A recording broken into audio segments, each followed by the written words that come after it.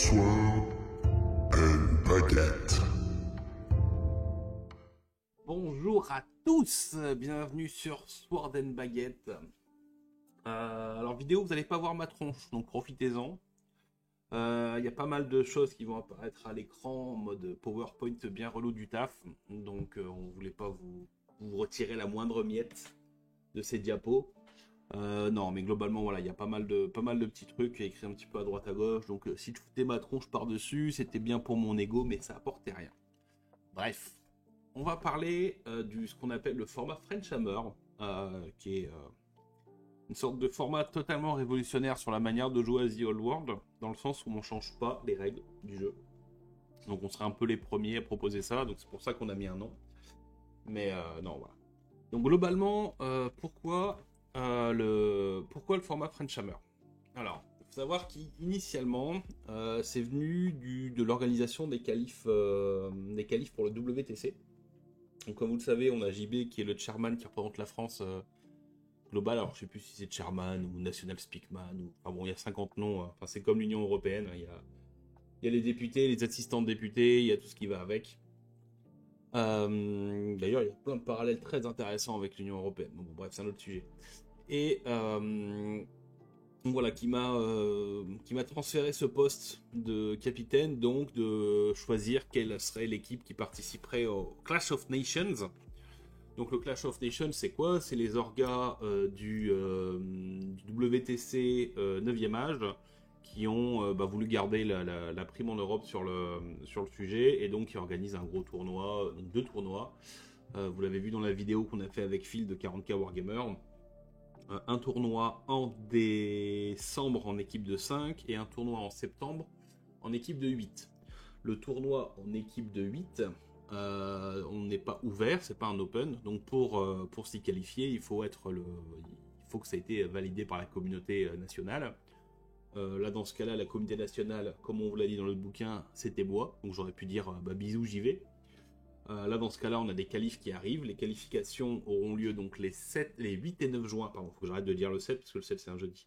Les 8 et 9 juin, pour le moment à Domazan. Donc on vous rappelle, vous avez jusqu'au 23 mars pour vous inscrire sur le Discord du WTC FR en tant que joueur, ou si vous êtes une asso et que vous pouvez organiser des trucs à la place ou servir de système de backup, n'hésitez pas à nous contacter, c'est toujours agréable. Bref, on a les qualifs et grosso modo, on s'est mis d'accord au niveau de l'équipe organisatrice des qualifs.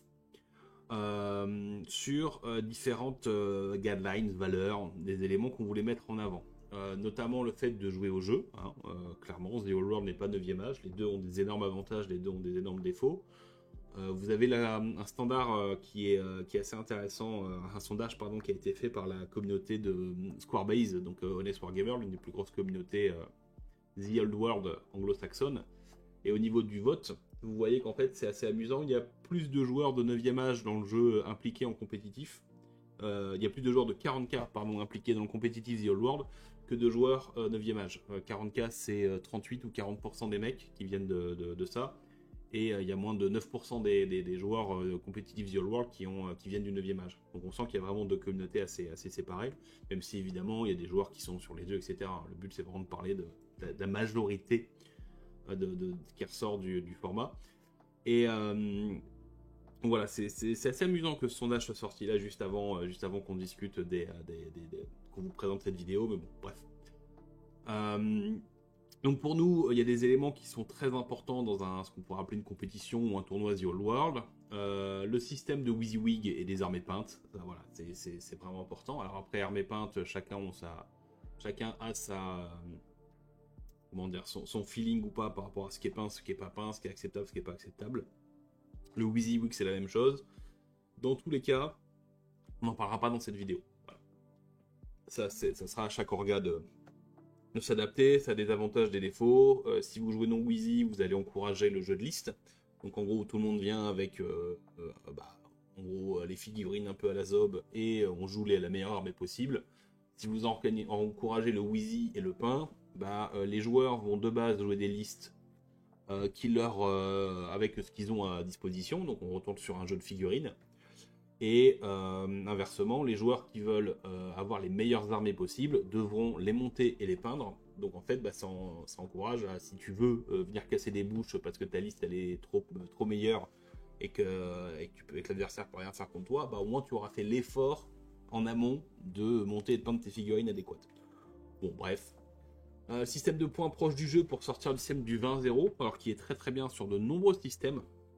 Pour moi, The Old World c'est catastrophique. Parce que bah, le 20-0 encourage à casser la gueule à l'adversaire, parce qu'en fait pour mettre le maximum de points il faut atteindre un certain palier. Le système de jeu et le jeu ne sont pas faits pour dépasser le système des 101 points, 100 points de différence entre deux armées et victoire majeure. Donc en gros vous rajoutez, vous créez une dizaine de scores possibles. Ouais, c'est une dizaine, vous créez 10 scores possibles, là où le système de jeu n'en promet que 2, et en fait la granularité n'a pas de sens. Cette granularité n'a pas de sens, encore une fois, hein, selon nous, hein, sur The Old World, parce que bah, globalement, ça encourage le jeu un petit peu débile, avec en disant, bah voilà, je mets 1000 points de personnage sur des dragons volants, full défensif, je sais que l'adversaire ne pourra pas prendre ces 1000 points-là, il n'aura pas non plus mon général, pour une peu qu'il y ait une GB ou autre, voilà, il aura quasiment aucun point. Bah, j'ai que 1000 points, j'ai que 100 points à aller chercher avec ces unités-là, je cache les 1000 points qui restent, et je peux me contenter de jouer comme ça. Ou alors ce qu'on a vu au WTC, avec des packs à 900 points, 2 packs à 50 points à côté, en se disant, bah voilà, tu pourras jamais me battre, etc. Et autant, ça apporte déjà pas grand-chose en termes d'intérêt de partie, mais c'est vraiment du jeu qui est uniquement bon en équipe dans ce format 20-0. Donc à partir du moment où on crée des armées qui sont pas intéressantes à jouer, pas intéressantes à affronter, et qui vont juste servir à profiter du système de score, c'est que le système de score est pas bon. Ces mêmes listes, quand vous les jouez avec le roll pack qui est là, clairement elles sont beaucoup plus affrontables et acceptables parce que vous avez des charges de suicide qui sont envisageables, vous avez des placements un petit peu différents, etc. Bref. Un placement des décors par les joueurs et pas par des layouts préconstruits à apprendre. Ça, on en a parlé, c'est un grand débat dans la communauté. Notamment, en gros, pour faire simple, vous avez les joueurs qui sont contents de 9e âge qui encouragent les layouts et ceux qui veulent coller au jeu The Old World qui sont dans l'autre sens. Bon, c'est un débat, il y a plein de sujets là-dessus. Ce qu'il faut voir, c'est que, notamment en Italie, les Italiens suivent le format, donc ils ont ce qui s'appelle le format Tilean, où en gros, ils ont dit non, ça sera un placement des décors par les joueurs pour coller au jeu The Old World, même si le capitaine de l'Italie a voté en faveur des layouts au WTC.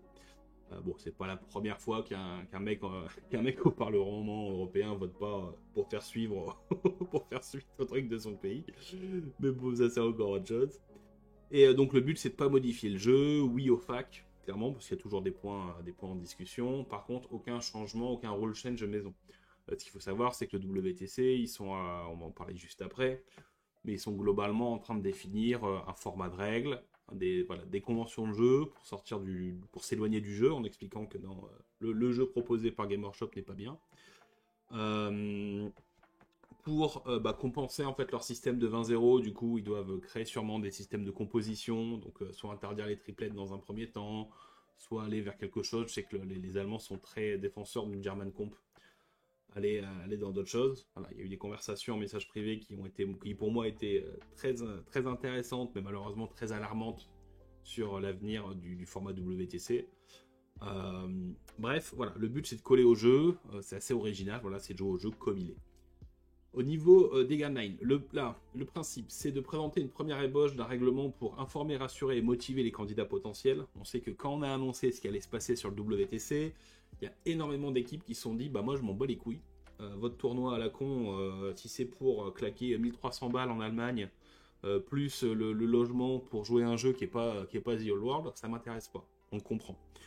C'est pour ça qu'au niveau de l'équipe Orga, on s'est dit voilà, on va créer un format pour les qualifs. On ne change pas le principe, l'équipe qui arrivera première sera toujours capable et éligible pour aller en Allemagne, et je donnerai au capitaine de l'équipe en question le rôle de capitaine pour le WTC sans aucun souci.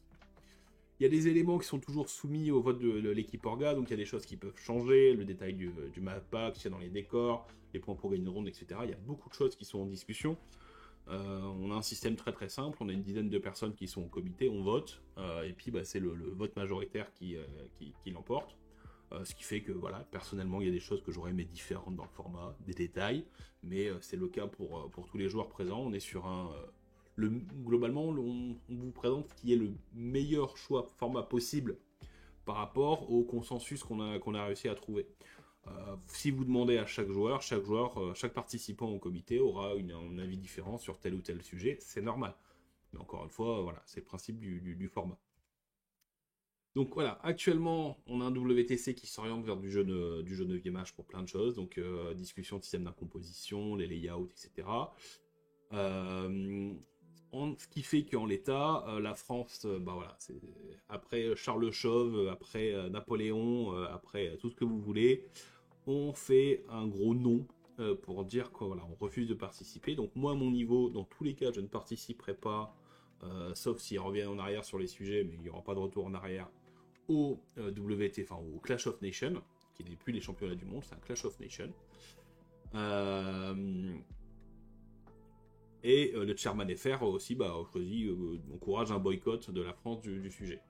Dans tous les cas, comme on l'a dit, ça ne représente que mon avis. Une fois le capitaine élu, il aura le choix de participer ou non avec son équipe. S'il a envie d'y aller, il n'y a pas de souci. S'il n'a pas envie de se taper la partie politique, je garderai ce rôle fondamentalement inintéressant, mais qui est nécessaire pour faire le blabla, et lui sera la partie jeu, etc. Bref, il y a tout qui est faisable selon le principe. Au niveau de ces guidelines, donc ça présente le format qui sera joué au Calife les 7 et 8 juin. Ça définit un petit peu, donc comme on a dit, le modèle à la française, qui est basé sur le jeu The Old World. Ça sert aussi de guide, et surtout de guide, pour les orgas qui veulent faire du tournoi en solo ou en équipe. On l'a vraiment rédigé dans ce sens-là, c'est-à-dire être le plus explicite possible, guider au maximum, afin qu'il y ait un orga qui dise moi j'aimerais bien faire un petit tournoi chez moi. Qu'est-ce qu'il me faut pour lancer un tournoi? J'ai 20 décors. 20 décors, ça fait 4 tables en 72-48. Est-ce que c'est suffisant ou pas? Bon, non. Mais voilà, on va vous présenter le truc. Et aussi, tout à la fin, on fait un petit point sur les 3 types de tournois qu'on voit en France, qui fonctionnent tous les 3 très bien. Que ce soit le tournoi compétitif, le plus classique, les journées, les week-ends de jeu, avec notamment ce que fait JB au French Wargame Café. Et après aussi beaucoup d'événements d'initiation en associatif ou en communautaire, qui sont un petit peu entre les deux, où en fait vous allez jouer un petit peu juste pour jouer, mais avec un petit cadre de tournoi autour, histoire d'avoir un petit classement, etc. Mais s'il y a plus pour but d'encourager le jeu et de motiver les joueurs à jouer d'une manière un peu plus cadrée que la normale. On va commencer par le jeu en équipe, parce que en fait c'est le cœur du sujet, et ça c'est validé, etc. La partie sur le tournoi solo, ce sont des recommandations, et ça vient de Bibi, ça vient pas de l'intégralité du comité, et dans tous les cas, autant là la partie jeu en équipe, ça sera utilisé pour le format, pour le tournoi qualificatif qu'on fait en juin, autant pour les tournois solo, il n'y a aucune contrainte, aucune règle. Voilà, c'est juste des trucs. On commence par la définition d'une équipe. Donc en fait, vous allez avoir 8 participants qui seront des joueurs et jusqu'à 2 coachs. L'un d'entre eux, donc ça peut être un joueur actif, un joueur ou un accompagnant qui peut être le capitaine. Les armées feront jusque 2000 points. Donc ça c'est le standard le format qu'on a défini standard et qui sera utilisé pour le tournoi en équipe. Les listes seront évidemment partagées à l'avance avant le tournoi, ça permet de préparer les pairings, etc. Toutes les factions officielles sont autorisées, donc en French Hammer, vous avez le droit aux forces fantastiques, aux hordes sauvages et aux armées legacy. Cependant, vous n'avez pas accès aux armées custom. Je sais qu'il y a beaucoup de listes d'armées qui ont été inventées, qui ont été créées par des youtubeurs, etc. On s'en fout, on joue au jeu Game Workshop. Chaque faction sera unique dans le roster, soit en tant qu'armée principale, soit en tant que détachement allié. Et pas de différenciation entre grande armée et infamie. C'est-à-dire, en fait, vous avez 8 joueurs, vous pourrez avoir un seul joueur qui jouera du bretonien. Que ce soit du bretonien grande armée, que ce soit un exilé ou autre. Vous n'aurez pas un joueur exilé et un joueur bretonien grande armée. On fait une exception pour les unités issues des autres listes d'armées qui ne comptent pas dans cette restriction. Vous avez beaucoup d'armées qui vous permettent d'aller piocher des unités dans les autres bouquins. Je pense notamment à un joueur guerrier du chaos, qui peut avoir des dragons ogres, qui sont issus du bouquin des hommes bêtes, et bien en fait, vous pouvez quand même avoir un joueur homme bête, et il aura aussi le choix de prendre des dragons ogres, même si vous avez un joueur chaos, un joueur guerrier du chaos qui prend les dragons ogres. De la même manière, un joueur empire pourra prendre des mercenaires nains, par exemple les cherche-morts, sans empêcher un joueur nain d'être dans l'équipe et de le jouer, de jouer l'armée, etc. Donc vous avez certaines unités en fait qui seront duplicables dans l'armée, dans l'équipe. De la même manière, vous avez, je pense notamment aux forces, aux Bretoniens, les armées de croisade qui peuvent prendre des chevaliers de l'Empire en alliés. Bah pareil, ça n'a pas d'influence sur l'Empire. Voilà. Niveau d'une ronde, comment ça se passe une ronde? Vous avez un système qui s'appelle des pairings. Vous allez avoir deux équipes, ce qu'on appelle les équipes A et les équipes B. Alors pour tous ceux qui ont déjà fait beaucoup de tournois en équipe ou qui en ont déjà fait, vous ne serez pas perdus. On est sur un système très très simple. Donc pour ceux qui découvrent, bon bah là prenez un petit peu le temps et puis vous allez voir, ça vous semble très flou, mais en fait c'est très fluide et ça c'est écrémé par beaucoup de tournois depuis le temps. Donc vous allez avoir ce qu'on appelle la phase de première défense. La première défense, c'est l'adversaire c'est la liste qui va avoir le plus de choix potentiels à se prendre dans la tronche. Donc ça sera pour les tables 1 et 2. Donc les tables sont numérotées de 1 à 8, puisqu'il y a 8 tables, 8 contre 8. Donc les capitaines placent face cachée une de leurs listes qu'on appellera le défenseur. Ensuite, en simultané, les deux listes vont être dévoilées à l'adversaire. Alors on dit bien dévoilées, je vous rappelle, pour savoir, en gros, voilà, c'est notre armée bretonienne qu'on a mis en première def, c'est notre armée Redéton Culte Mortuaire qu'on a mis en défense. On vous rappelle les listes d'armées, c'est-à-dire ce qui se compose chaque joueur, c'est connu à l'avance. Chaque capitaine placera ensuite face cachée deux des listes restantes appelées attaquants en face de la liste adverse. Donc en gros pour faire simple, voilà, supposons que mon équipe a déposé le culte mortuaire en première défense et que l'adversaire a déposé le bretonien exilé, et ben nous on va dire ok, face à ton bretonien exilé, on va te mettre notre nain et notre joueur vampire, par exemple. Et inversement, l'équipe adverse on va dire ok, en face de votre culte mortuaire, on va vous mettre notre chaos et notre homme bête. Voilà, c'est comme ça, on en est là.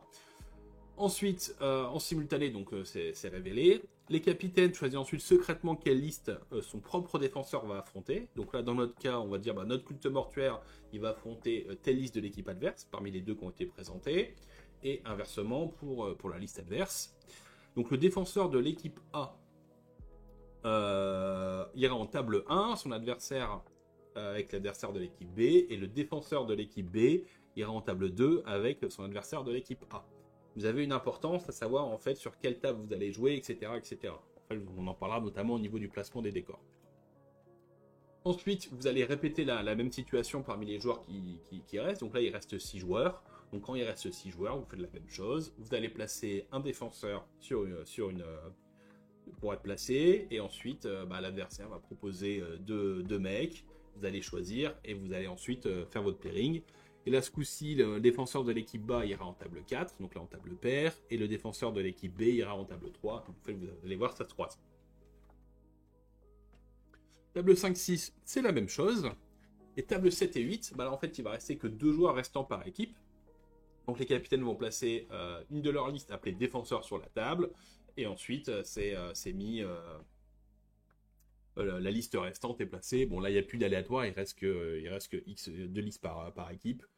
Voilà, c'est un petit côté bluff, un côté aléatoire, mais encore une fois, la 7 et la 8, c'est les oubliés, c'est-à-dire c'est ceux qui n'ont pas été associés.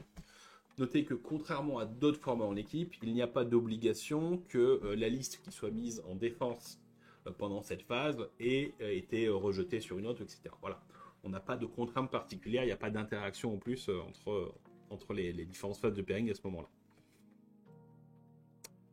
Et en fait, ce qui va vraiment qualifier, ce qui va vraiment être le point majeur du format, ça sera le placement des décors. Donc les tables seront regroupées 2 par 2. Donc table 1 et 2, table 3 et 4, 5, 6 et 7 et 8. Et en fait, elles vont partager un pool de décors communs. Ce pool contiendra par défaut les 21 décors qui sont annoncés là.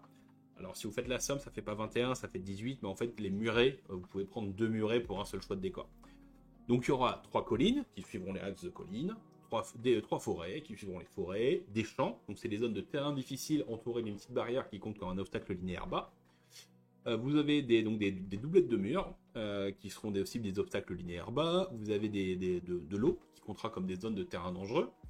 Vous avez des ruines Donc des ruines, c'est des bâtiments à travers lesquels on peut bouger. Donc ça compte comme du terrain dangereux et ça bloque les lignes de vue à travers elles. Donc quand vous êtes dedans, vous avez les règles de couvert. Quand vous êtes derrière, vous êtes caché. Vous avez ensuite des rochers, qui seront des terrains franchissables, qui bloquent les lignes de vue. Et ensuite, vous aurez des décors spéciaux. Donc selon la table, les tables 1 et 2, il y aura 2 tours dans le pool de décors. Les tables 3 et 4, il y aura 2 monolithes arcaniques dans le pool de décors. Les ruines ténébreuses, pareil, il manque un S. Oh, bravo. Bravo Corba qui branle rien. Pour les tables 5 et 6. Et 7 et 8, vous aurez des monuments de gloire. On a tenu à ce qu'il y ait des décors spéciaux dans le pool de décors. Et pourquoi? Parce qu'en fait, ce sont des éléments qui sont très importants. Alors, leurs règles spéciales sont toujours agréables. Avoir des bonus qui peuvent arriver sous certaines conditions, etc., c'est plutôt cool. L'avantage d'une tour, c'est plutôt cool. Mais elle offre 2 avantages très importants. Un, le fait de donner des points de victoire bonus en fin de game. Donc, pour prendre le centre et pas simplement rester dans les coins, etc. Et surtout, elle bloque les lignes de vue sur l'élément central. Donc en fait, vous allez casser la ligne de vue majeure sur The Old World, qui est pour nous très importante. Et quand vous jouez à The Old World, comme vous êtes censé avoir sur le papier un pool de décors infini à disposition, vous avez toujours le choix d'en prendre un. Là, on veut vraiment cadrer le truc et permettre à tous les joueurs de jouer avec un élément qui bloque les lignes de vue en centre de table, avec des avantages et différents selon les tables où vous allez être. Donc quand on a dit que 2 murs comptent pour un seul, en fait on s'est rendu compte que quand vous proposez un seul muret pour un choix, les joueurs les utilisent pas, même si vous avez beaucoup de chariots en face. Donc là on rajoute un petit peu de décor. Vous allez pouvoir en fait mettre dans le pool 2 murs, dans le pool de décor commun, dans le pool de décor votre table, par contre 2 murs pour un seul choix. Donc ça permet de varier un petit peu et d'offrir un petit peu plus de possibilités. Parce qu'en gros si on vous propose soit un mur de 1 pouce par 8 ou 1 pouce par 6 ou des champs qui vont vous faire en gros 4 murs avec une zone de terrain difficile, etc. pour un seul choix, vous allez toujours prendre le champ. Donc en fait, afin d'encourager à prendre des murs, on a fait ce changement-là, qui est globalement le seul changement de règle qu'on vous propose dans le format. Voilà, c'est que 2 murs comptent pour un seul. Bon. Au niveau des remarques, encore une fois, ça permet de définir une base commune. Pourquoi on a fait ça? Alors c'est pas un placement de produit, mais en fait globalement pour 22 ou 25 balles, vous avez ce qui s'appelle les kits, alors moi j'appelle ça les kits 9e âge, mais les kits de décor en 2D qui comportent une 21 décors, dont des tours, des choses comme ça. Donc en fait vous avez pour 2 tables, pour moins de 25 balles, vous avez les décors en 2D. Et donc, si vous avez très peu de décors ou des petits éléments, ça vous permet de mettre le décor en 2D sur la table pour définir la taille réelle. Et ensuite, vous mettez juste un rocher par-dessus, etc. Comme ça, visuellement, vous avez votre immersion. Et vous avez quand même les avantages en jeu d'avoir un décor un peu plus impressionnant, etc.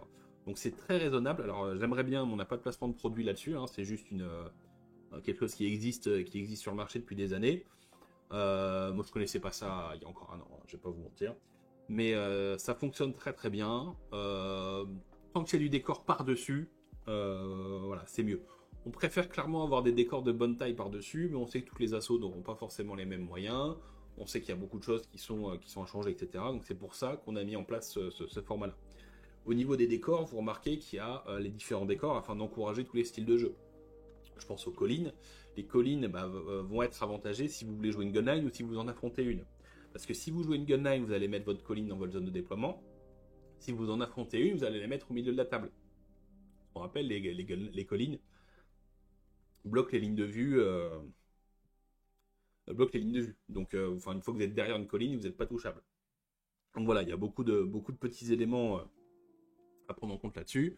On a varié, donc les terrains difficiles avec obstacles linéaires bas, les obstacles linéaires bas, les zones de terrain dangereux, les terrains dangereux qui bloquent les lignes de vue, donc une différence, etc. Le but, c'est de fournir un maximum d'éléments différents, de manière à ce que le joueur puisse s'adapter à la liste adverse. Et pas devoir se dire, pas de bol, j'affronte une gunline, ah merde, je suis sur une table où la forêt elle est à gauche et le truc il est à droite, j'ai perdu. Voilà. Le but, c'est que les joueurs puissent jouer intelligemment. Bien sûr, ça n'empêchera pas, on va en parler juste après, les joueurs de faire ce qu'ils ont envie avec les décors, parce qu'on va suivre les règles de placement de décors, on y vient tout de suite. Et Pardon, j'ai bugué. Et donc les joueurs vont toujours pouvoir faire n'importe quoi. Se dire, bah non, moi les décors ça me fait chier, je vais mettre les 3 dans mon coin de table à gauche. Bon, ok. Alors après, le choix du côté sera au dé, etc. Et on peut pas empêcher les joueurs de faire n'importe quoi, comme on peut pas les empêcher de faire n'importe quoi au niveau de leur liste, au niveau de la game. Ça, voilà. Donc à partir du moment où on s'est mis d'accord sur le pool de décors commun, donc qui est sur la page précédente. Chaque joueur va sélectionner un décor dans le pool commun jusqu'à en avoir sélectionné 3. On vous rappelle, hein, vous pouvez prendre 2 murets pour un seul. Ça commencera par le défenseur de la table impair, ensuite le défenseur de la table paire, puis l'attaquant de la table paire, et enfin l'attaquant de la table impair. Donc vous avez une espèce de croisée là-dessus. Le but en fait, c'est de séparer au niveau de l'équipe défenseur, donc les mecs qui ont choisi leur liste, en prenant en premier dans le pool, et donc d'influencer l'élément. En fait, ça vous permet de bosser avec votre teammate en termes de stratégie d'équipe, en disant écoute, moi je suis le défenseur sur ma table, j'ai été placé en défense, je ne veux vraiment pas d'une tour de guet dans ma truc, je suis une gunline, je veux avoir ça. Je vais placer mon premier décor, je te laisserai placer, donc je vais prendre typiquement un monument arcanique ou un truc qui bloque moins les lignes de vue. Bah, je vais essayer de faire en sorte que mon pote, il prenne une forêt s'il affronte de l'elfe sylvain, il prenne une autre colline si je veux pas qu'il y ait de colline en face, etc., etc. Donc vous avez une petite synergie d'équipe à déclarer, en plus de la maîtrise de votre terrain par rapport à votre adversaire. Une fois les poules de décors choisis par table, c'est l'attaquant qui placera le premier décor sur sa table. Donc on vous dit bien, le défenseur sera le premier à choisir un des décors sur le pool. Toujours le défenseur sera le premier sur les 2 tables. Par contre, c'est l'attaquant qui placera le premier décor. Donc vous avez un système de croisée. Et on vous rappelle à The Old World, ce n'est pas parce que vous avez pris, par exemple vous en tant que défenseur ou en tant que joueur A, une colline, vous avez pris par exemple, typiquement 3 collines, et ben vous allez créer un pool. Mais l'attaquant, votre adversaire, peut tout à fait placer l'un des décors que vous avez choisi et mis dans le pool. Voilà, il y a vraiment 2 éléments différents, la création du pool commun et le placement des décors. Ensuite, on va coller, donc comme on l'a dit, voilà, l'attaquant place en premier le décor. Si c'est un élément spécial, il doit être mis en premier. Donc s'il y a un élément spécial qui est dans le pool, il doit être forcément placé en premier. Pourquoi ? Parce que c'est plus simple par rapport au placement des décors. On vous rappelle, vous devez vous placer à plus de 12 pouces de tout décor placé par l'adversaire. Et aucun décor ne doit être dans un rayon de 12 pouces du centre de table. Donc si vous mettez une énorme tour de guet ou une ruine, c'est toujours mieux de l'avoir placé dès le début, et ça permet de bien ancrer les choses. Et donc voilà, l'attaquant place en premier, puis le défenseur, attaquant, défenseur, etc. Jusqu'à ce que les décors aient été placés. Donc vous pouvez avoir des décors avec plus de 6 décors, parce que si vous avez des petits murets, bah, vous allez devoir les placer... vous allez potentiellement en avoir plus. Donc s'il y a un joueur qui prend une doublette de muret, il y aura 7 décors sur la table. Si les 2 joueurs en prennent chacun 2, bah, il y en aura 8. Et s'il y a une table qui prennent les trois groupes de murets, bah, vous aurez 9 décors à placer. Sachant qu'on vous le rappelle, aucun décor ne peut être placé dans un rayon de 12 pouces d'un décor placé par l'adversaire. On parle bien, placé par l'adversaire. Donc voilà. N'oubliez pas non plus, on sait qu'on a beaucoup abordé les sujets, notamment par rapport au fait de placer les décors pour faire des blocus et pour bloquer les bords de table, etc. Vous pouvez le faire. Vous avez toujours la possibilité de créer votre table imprenable dans votre tête. N'oubliez pas que le choix du côté se jouera au D6. Donc même si vous créez votre Guantanamo ou votre ligne de Verdun pour qu'il n'y ait rien qui passe... Fort Alamo, pardon, Guantanamo, putain. Mais ça sera le mot de la vidéo, Guantanamo, tiens. Donc si vous avez créé votre forteresse, machin, vous avez mis vos 3 décors là, l'adversaire a réparti les 3 décors. Si c'est lui qui gagne son côté, vous allez avoir l'air con. Clairement, vous allez avoir l'air con. Donc, on a fait les choses de la manière la plus intelligente possible. Si certains joueurs veulent tenter leur 4+, etc., placer les décors comme un con, etc., c'est leur choix. Après, on vous rappelle, vous allez placer le premier décor, votre adversaire va ensuite placer le suivant. Donc, s'il voit que vous commencez à faire un truc un peu bloquant, bah, c'est à lui de prendre un infranchissable et de le mettre à l'autre bout de la table, etc. Il y a vraiment une phrase de gameplay très intéressante et très stratégique dans le placement des décors. Sur Warhammer Battle, la partie commence au déploiement. Enfin, voilà, au déploiement. Sur The Old World, elle commence au placement des décors. Clairement, il faut vraiment vous le mettre en tête. Ensuite, au niveau des scénars. Alors, au niveau des scénars, on va être sur une rotation assez violente. Donc là, vous l'avez sous les yeux. Globalement, vous avez les 6 scénars sur 7 disponibles. On n'a pas mis le scénar tour de guet. Pourquoi Parce que en fait, sur toutes les tables, déjà sur toutes les tables 1 ou 2, vous pouvez vous retrouver à y jouer en tour de guet. Vous avez une tour à disposition. Sur les autres scénars, vous avez les éléments. Donc, comme sur toutes les tables, vous allez avoir des points bonus pour prendre le centre, que ce soit en occupation ou en proximité. On n'a pas rajouté une ligne particulière pour faire le tour de guet, le scénar tour de guet.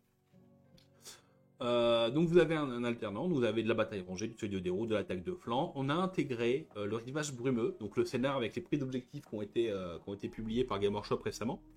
C'est un scénar qu'on a trouvé très compétitif au niveau de l'équipe Orga. Des avantages, des défauts, il y en a, mais ça crée un élément en plus. On a, veuillez noter, on a le seuil rencontre fortuite, donc la fameuse diagonale, qui est toujours présente, mais elle est moins présente en termes de statistiques que les autres. Vous allez avoir en fait 4 seulement, deux occurrences de ce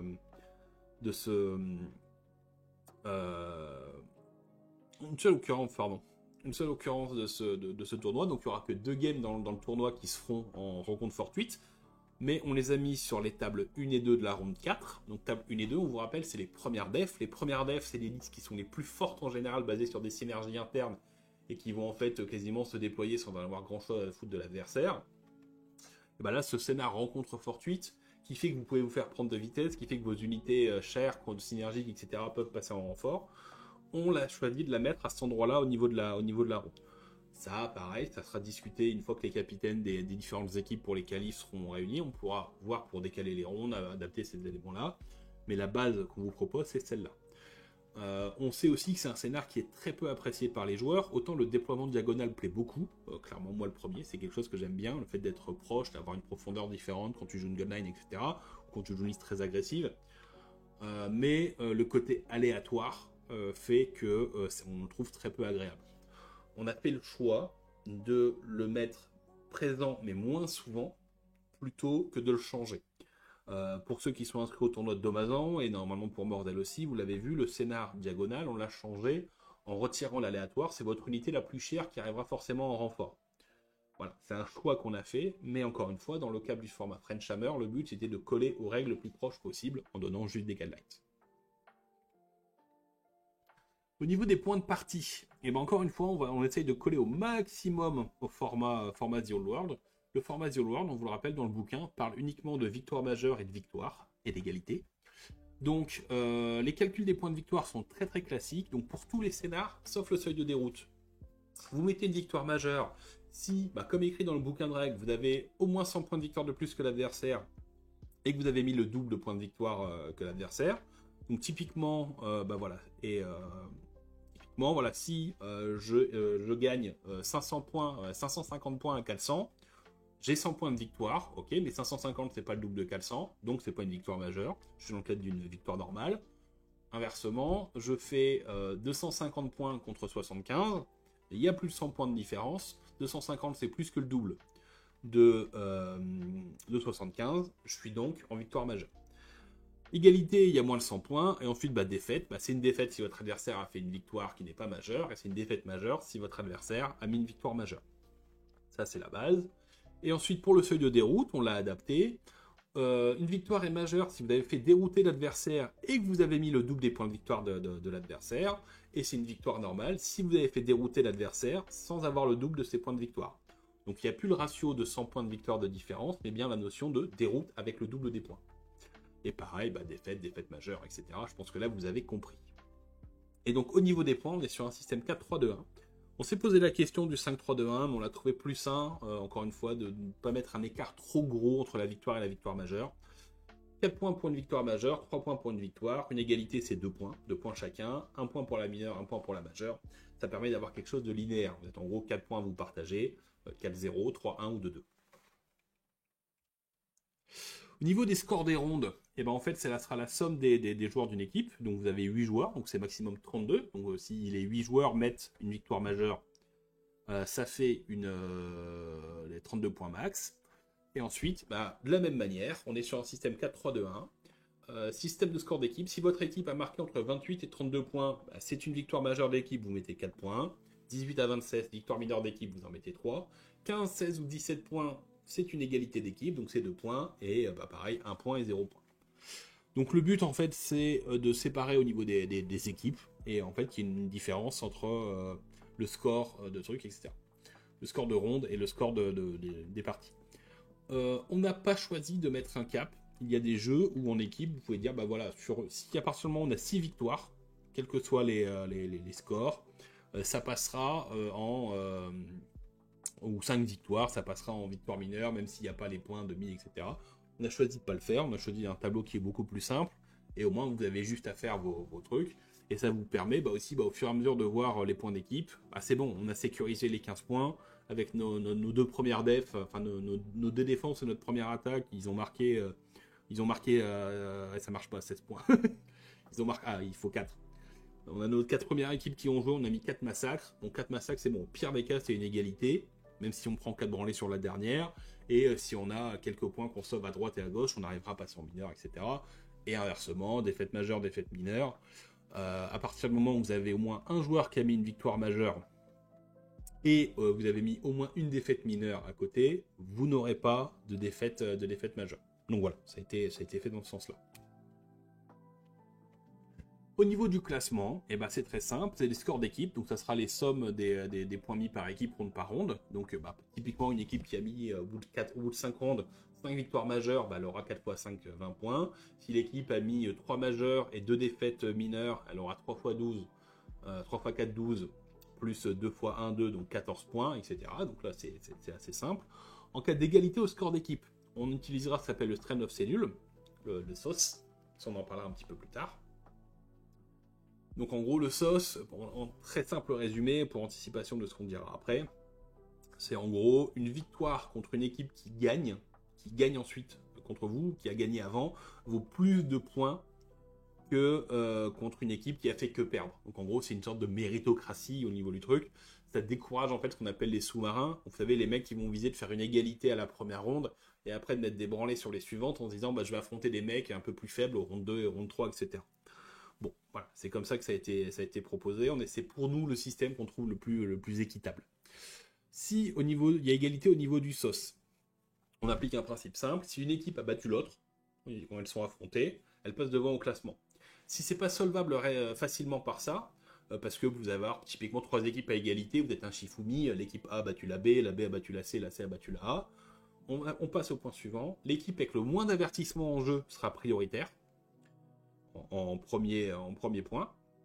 Ça veut dire qu'une équipe qui va faire full victoire, mais qui va se prendre 3 cartons jaunes, si elle affronte une équipe qui a fait full victoire, qui a le même sauce, donc les équipes affrontées sont équivalentes, et qui n'a pas de carton jaune, c'est celle-là qui sera encouragée. C'est pour encourager, entre guillemets, à ne pas avoir des trous sur table. C'est un détail, mais c'est toujours bien. Et ensuite, s'il n'y a pas une question d'avertissement en jeu là-dessus, ça sera l'équipe avec le plus de points de joueurs qui sera prioritaire. Et si c'est toujours une égalité, là on le tirera au dé, parce que mathématiquement c'est très rare que ça arrive, mais il faut quand même se couvrir le maximum de cas possible. Voilà comment va se passer le format en équipe. Donc là on va pouvoir passer au format en solo. Un format en solo, encore une fois, je vous l'ai dit, ce sont des recommandations. Donc ça va être des guidelines pour, si vous êtes en solo, en disant voilà, moi j'ai envie d'organiser un tournoi qui soit intéressant sur The Old World. Est-ce que je peux me baser sur votre expérience pour, entre guillemets, avoir des guidelines? Et puis moi ça me permet de dire, j'organise mon tournoi, allez voir le format French Hammer, ça sera un tournoi tel truc, je m'engage à avoir un pool de décors suffisant pour que vous puissiez jouer, etc., etc. Donc ce qu'on vous propose, déjà au niveau des scénars joués, quand vous faites un tournoi en solo, on vous propose de prendre 3 scénarios différents en termes de composition. Un qu'on pourrait appeler le scénario de mise en bouche qu'on vous conseille, qui est la bataille rangée, qui permet aux joueurs de se mettre en jambes, le café du matin a encore un effet, les mecs sont encore pas trop fatigués, encore motivés, les mecs sont encore persuadés d'avoir la meilleure liste du monde, donc voilà, on se lance dans le bain. Ensuite, on vous propose après le repas un petit scénar de creusage de méninges, donc que ce soit les rivages brumeux, l'attaque de flanc ou le col de montagne. Donc les joueurs ont déjà lancé les games, ils ont déjà pris les habitudes, on peut rajouter une petite couche de difficulté par rapport au matin, où ils découvrent l'ambiance tournoi, etc. Et ça les encourage surtout à cogiter un peu avec la partie du matin encore en tête. Le mec il dit ouais bon j'ai déchaté mais là je vais compenser, etc. Bref, ça vous permet de le mettre dans le truc. Et le troisième scénar, moi je vous conseille un scénar de poutre, que ce soit le seuil de déroute ou la rencontre fortuite, parce que les games du coup peuvent se finir rapidement. Et ça quand vous êtes orga, vous savez que finir rapidement votre, votre journée c'est bien, parce que ça permet de commencer à ranger les tables, les décors, etc. De jouer sur les décors, les mecs qui attendent leur classement en disant bah écoute, vous pouvez mettre les décors dans le carton qui est là, merci les gars, etc. Donc, toujours bien. Par contre, faites gaffe, la rencontre fortuite, elle est peu appréciée par les joueurs par rapport à ce qu'on a dit précédemment. Pourquoi? Parce qu'il y a le côté aléatoire, etc. qui peut déplaire. Encore une fois, on sort le scénar de la tour, parce que comme pour le jeu en équipe, on vous encourage à avoir du décor spécial par game. Et l'exemple de format diversifié qu'on vous propose sur un format sur 3 jours, encore une fois c'est un exemple, bataille rangée à la première, parce que bataille rangée c'est un scénar qui va jouer sur la rétention de points, donc c'est le jeu de base. Ensuite les rivages brumeux, qui est un scénar à objectif, et qui va encourager le petit MSU qui va s'exposer. Et ensuite le seuil de déroute, qui est un scénar de poutre, qui encourage soit l'agressivité, soit le MSU qui se cache. Vous avez les fameuses listes, les fameuses games qui se terminent jamais, parce que vous devez rattraper 5 unités de cavaliers elfes qui sont en train de courir autour de vous. Donc voilà, ça vous permet d'avoir trois scénars différents, et surtout ça impose aux joueurs de penser un petit peu différemment. Si vous jouez en bataille rangée, vous avez envie de jouer 2 dragons à 500 points, ou un dragon à 700 points intuable, et tout ce qui va avec. Si vous êtes sur un scénar à objectif, déjà un petit peu moins, parce que votre dragon, s'il peut en scorer qu'un par tour, vous allez faire un petit peu la gueule. Et surtout, il n'est pas en base, donc dans les rivages brumeux, il sert à rien. Donc si vous avez que 500 points de base, basés sur un seul gros pack, grosso modo, déjà, vous savez que vous allez perdre beaucoup de points chaque tour sur les objectifs. Et inversement, le scénar de poutre, le seuil de déroute, qui est vraiment là pour casser la bouffe de l'adversaire, ou encourager un jeu très très très défensif, sans être dans la rétention de points, parce que forcément, les unités qui valent beaucoup de PU, en général, sont pas cohérentes par rapport aux points. Donc voilà, c'est ce qu'on vous propose. Quand vous êtes sur un tournoi avec 4 ou 5 parties sur 2 jours, là on vous propose un autre format, donc toujours en mise en bouche la bataille rangée pour que les joueurs se mettent en jambes. Ensuite toujours un enchaînement de creusage de méninges, donc le rivage brumeux, attaque de flanc, col de montagne, bref, la même qu'avant. Et le seuil de déroute pour finir, de la même manière. Là par contre, comme vous allez faire 4 ou 5 parties, on vous encourage de jouer au maximum sur le format rétention de points, donc d'en mettre 3 qui encouragent le truc. Donc là, typiquement, bataille rangée, attaque de flanc et col de montagne. Vous couvrez un très bon panel, et on reste fidèle au jeu de base. Le jeu de base est quand même un jeu qui encourage la rétention de points. Donc c'est à prendre en compte. Au niveau des points de partie pour le solo, en fait, on est sur le score en équipe, sauf qu'on a supprimé les victoires majeures. Pourquoi on a supprimé les victoires majeures? Parce qu'on pense que, ça c'est un avis malheureusement assez partagé, un format 20-0 ou un format qui encourage les victoires majeures, c'est un format qui fait que vous allez être encouragé à jouer contre votre adversaire et pas avec lui. En gros, pour mettre tous les points possibles, vous allez essayer de pousser l'adversaire, lui mettre la tête sous l'eau, de l'encourager à abandonner, etc. Et je pense que c'est vraiment quelque chose de mauvais. Alors que là, si vous êtes sûr que vous allez gagner, alors après ça peut toujours se retourner contre vous, hein, mais si vous êtes sûr que vous allez gagner, vous pouvez vous retrouver dans un truc en disant ouais attends, là t'es sûr, bon ok là j'ai 1000 points d'avance, moi ça change rien que j'ai 1000 points d'avance sur toi ou 800 parce qu'il m'en faut que 100 pour gagner, ou il faut juste avoir fait dérouter. Donc ce qui va vous intéresser, c'est de dire attends, regarde, là si tu fais ça, là tu peux sauver des points, ça peut te permettre de marquer un point sur la ronde, etc. Bref, ça vous encourage à communiquer avec votre adversaire et pas juste à le tabasser en mode freestyle, quoi. Donc, clairement, c'est ce qu'on vous conseille de faire, le format 3-2-1, 3-2-1-0, c'est très très bien. Et pas une prime à la poutre, mais une prime au sauvage de points qui encourage les joueurs à discuter sur le format. Au niveau des décors, en fait, on va vous proposer 2 choses. Ce qu'on pourrait appeler le training pour le format French Hammer en équipe, donc notamment si vous voulez organiser un tournoi en disant voilà, on a des qualifs en juin, on voudrait faire un petit format en mai pour que nos joueurs s'habituent à faire le truc, on vous propose le même format, donc vous regroupez les tables par 2, et vous les faites un petit peu comme format en équipe, donc 3 collines, etc. Ça encouragera vos joueurs à réfléchir un petit peu au format.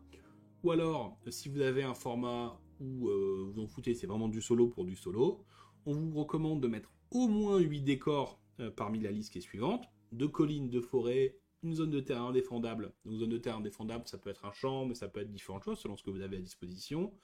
Une doublette de murs. Donc on vous rappelle, vous pouvez mettre 2 murs par décor. Une zone de terrain dangereux, selon l'ascendant qui ressemble. Et ensuite, soit des ruines, du rocher, du bâtiment. Et un décor spécial minimum par table. On vous conseille d'en mettre qu'un seul dans ce cas-là. Comme ça, vous avez toujours le choix d'en mettre un ou non. Voilà, vous collez au maximum au jeu, et en proposant ça, vous devrez proposer des décors suffisamment variés pour les joueurs. Vous notez, ça fait 2, 4, 5, 6, 7, 8, 9 décors. Il n'y en aura que 6 qui seront utilisés. Donc c'est vraiment ce qu'on vous recommande. Hop. C'est vraiment ce qu'on vous recommande sur le format. Après, c'est encore une fois, c'est adapté avec vos capacités en tant qu'association. Bref, n'oubliez pas, on a mis en avant que si vous voulez partir d'éléments 2D, parce que si vous voulez partir de rien, ça coûte moins cher de faire une base en décor 2D et d'adapter, de dispatcher un petit peu vos décors sur les tables, tout en promotant un truc de jeu, et en fait de jouer sur les gains du premier tournoi qui vous permettront d'avoir plus de tables, plus de tapis, plus de décors au fur et à mesure dans le temps. Si les tables ont leur pool de décors, on va suivre le même principe que sur le solo. Donc le joueur va sélectionner un décor dans le pool jusqu'à en avoir sélectionné donc 3 chacun.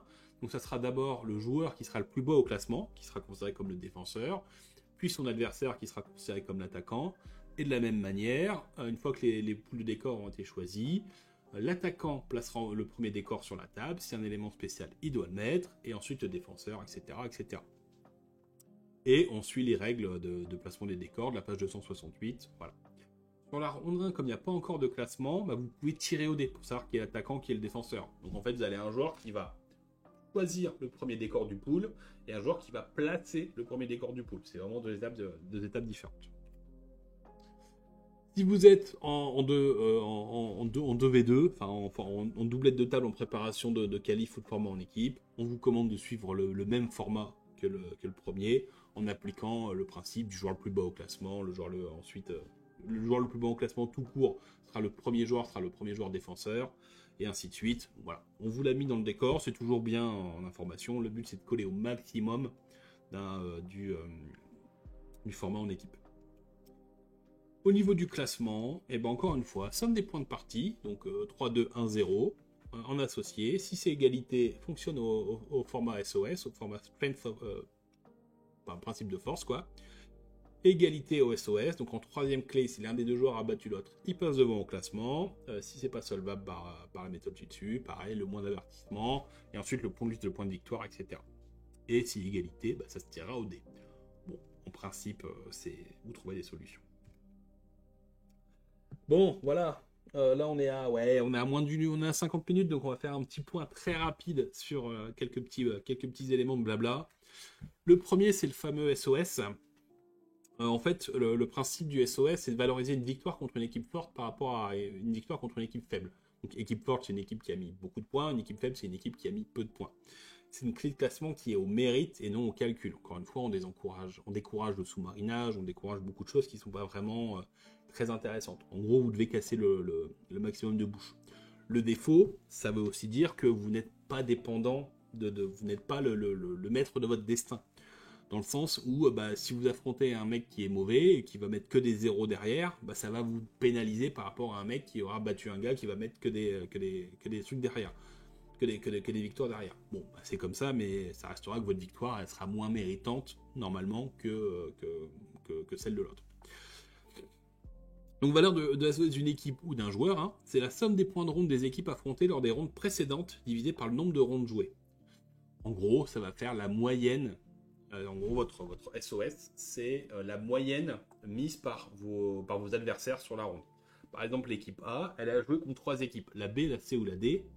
La B, elle a marqué 10 points au bout de la 3e ronde, la C, elle a marqué 8 points, la D, elle a marqué 1 point. Donc les scores des adversaires de A, c'est 10 plus 8 plus 1, donc ça fait 19. 19 divisé par 3, ça fait 6,3. Donc l'équipe A a un score cédule de 6,33. Voilà, ça permet un strength of j'arriverai pas à le dire, un SOS. donc voilà, c'est un système qui est très très simple et qui vraiment encourage le mérite, entre guillemets, dans le score, et pas les petits calculs d'apothicaire. Donc voilà. Vous avez notamment BCP qui vous propose de l'utiliser par défaut, donc vraiment, n'hésitez pas, c'est vraiment positif. Au niveau du ce que c'est qu'un tournoi compétitif, encore une fois, là, on va essayer de faire la différence, une petite présentation rapide, à voir si on vous sortira un document un peu plus poussé là-dessus. Je sais qu'il y a l'organe du Moot qui bosse là-dessus. Qu'est-ce que c'est qu'un tournoi compétitif? C'est le tournoi le plus classique. C'est une journée ou un week-end de bataille avec un classement en tête. Les joueurs jouent pour gagner, pour monter leur niveau de jeu. Le pairing, ça sera selon une ronde suisse, que ce soit du SOS, etc. Enfin, voilà. Il y aura un arbitre minimum, et le but c'est que le jeu colle au maximum au jeu de base. Hop.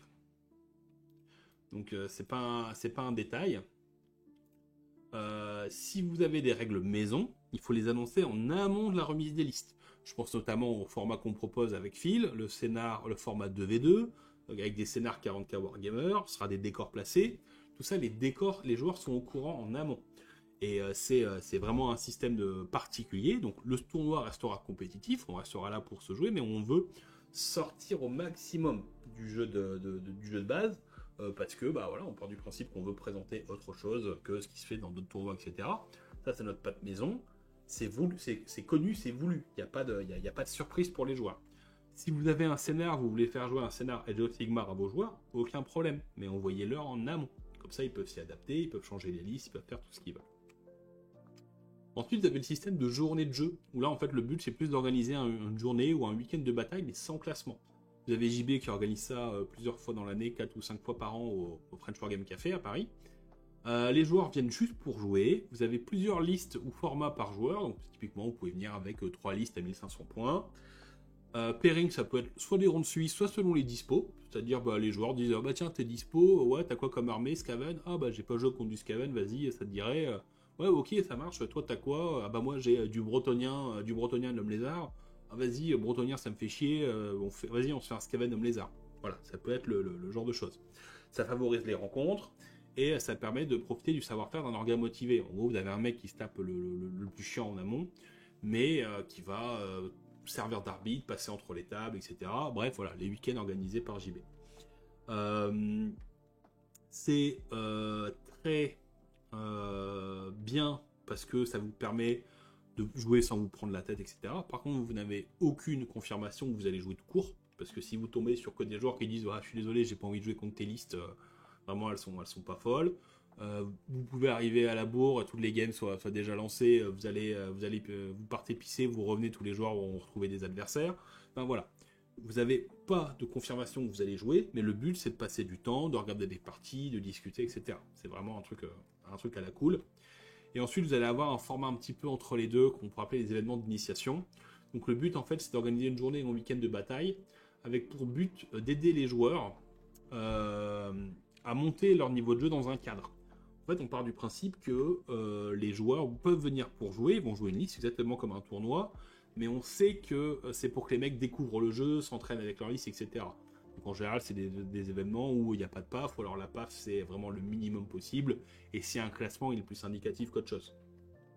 Là, c'est très très très important d'avoir un ou plusieurs arbitres très impliqués dans le jeu, parce qu'en fait, ils vont faire du coaching.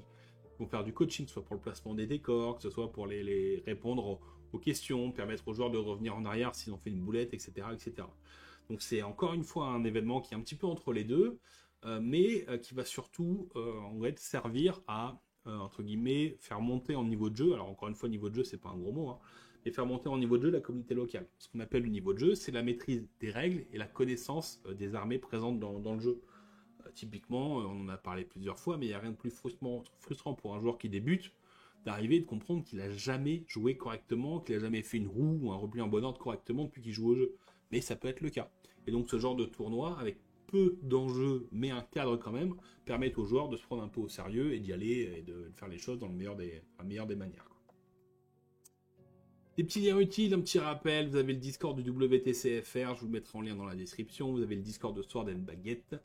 Et au niveau des vidéos YouTube, donc ça je le mets là parce qu'en fait le format sera disponible en PDF. Vous avez la vidéo de présentation sur 40K Wargamer et puis cette vidéo d'explication que vous venez de terminer.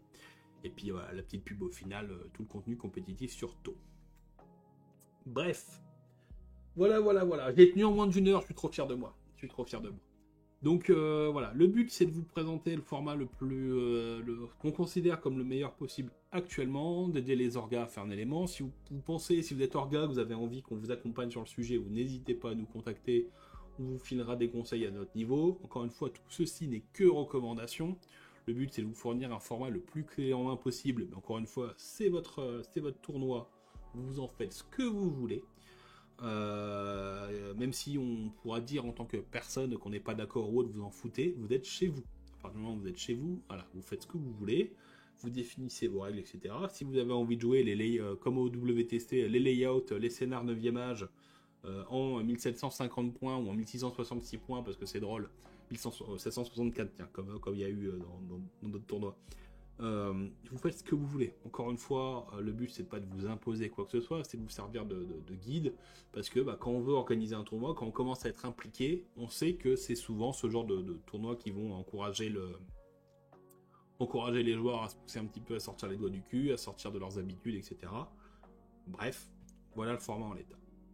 Tout ça pour dire, on vous rappelle, Guantanamo en mode de la vidéo, si vous êtes encore là, bon, vidéo d'1 heure, normalement vous allez tenir. N'hésitez pas à commenter, partager, n'hésitez pas à télécharger le support qui est disponible, c'est du PDF, ça vous permettra de vous filer un petit coup de main sur si vous êtes orga ou si vous avez un mec de votre asso qui veut organiser des tournois mais qui ne connaît pas forcément The Old World et qui n'ose pas y aller, n'hésitez pas, on espère qu'il y a le maximum d'informations. Et puis bref, allez, à bientôt pour une prochaine vidéo.